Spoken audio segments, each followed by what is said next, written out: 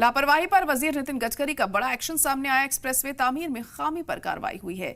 NHAI का project manager suspend हुआ है। अमृतसर जामनगर एक्सप्रेसवे का ये मामला है। बारिश के दौरान सड़क हुई थी खराब। तो बड़ी खबर इस वक्त बता रहे हैं आपको कि यहां पर बड़ा एक्शन देखने को मिला है नितिन गडकरी की तरफ से। एक्सप्रेसवे तामीर में खामी आई तो यहां मैनेजर को ही सस्पेंड कर दिया गया। एनएचएआई के प्रोजेक्ट मैनेजर को सस्पेंड किया गया है नितिन गडकरी के जरिए। अमृतसर जामनगर एक्सप्रेसवे का ये मामला है और बारिश के दौरान यहां पर सड़क खराब हो गई थी और उसी वजह से अब ये बड़ा कदम यहां पर उठाया गया है और प्रोजेक्ट मैनेजर को सस्पेंड कर दिया गया है, क्योंकि जब सड़क खराब हुई है महज एक बारिश में तो अंदाजा लगाया जा सकता है कि आने वाले दिनों में सड़क का क्या हाल होगा, जबकि ये एक्सप्रेसवे है।